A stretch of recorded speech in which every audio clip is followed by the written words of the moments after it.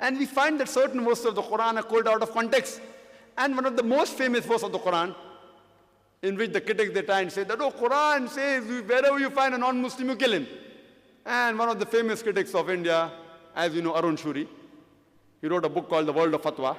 And he writes in his book and he quotes the Qur'an in Surah Tawbah, chapter number 9, verse number 5. He says, the Qur'an says, wherever you find a Kaafir, into brackets Hindu, wherever you find a Kaafir, into bracket Hindu, you kill him.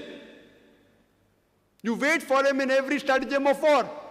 So imagine if a common Hindu, an innocent Hindu reads this, oh, Quran says that wherever you find a Hindu, kill him, then immediately there will be a reaction. He will start going against Islam. So the problem is that selected few people, for their own ulterior motives, because of their writing, then he wrote the book, The World of Fatwa, and he quotes the same verse which has been quoted by Orientalists, Surah Tawbah, chapter number 9, verse number 5, giving reference. After verse number 5, he jumps to verse number 7 directly. Any intelligent person will know why. Because verse number 6 has the key, the reply to his allegation. In context, if you read Surah Tawbah, chapter number 9, the first few verses speaks about a peace treaty between the Muslims and the mushriks of Makkah.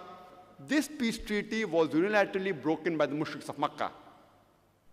So by the time Almighty God reaches verse number 5, he says that in the battlefield, that wherever you find your enemy, Kaafir means unbeliever, enemy, wherever you find the enemy,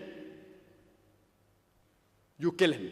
In the battlefield, if anyone quotes out of context, it will sound absurd. Imagine a few decades earlier, there was a war between USA and Vietnam. And if the Army General of USA or the President of USA tells the American soldiers in the battlefield that my soldiers, don't get scared, wherever you find the Vietnamese, kill him. It is to boost up the morale.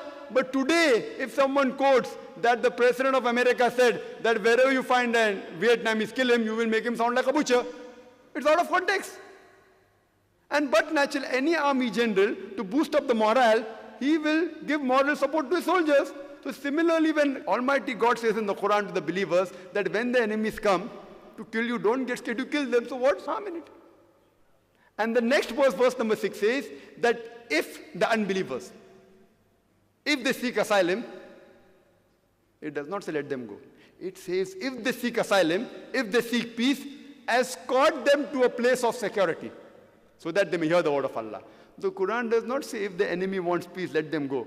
The Quran says escort them to a place of security. Today, the most generous army general, the maximum will tell his soldier that if the enemy wants peace, let them go. Which army general will say that escort them to a place of security? But this is what Quran says.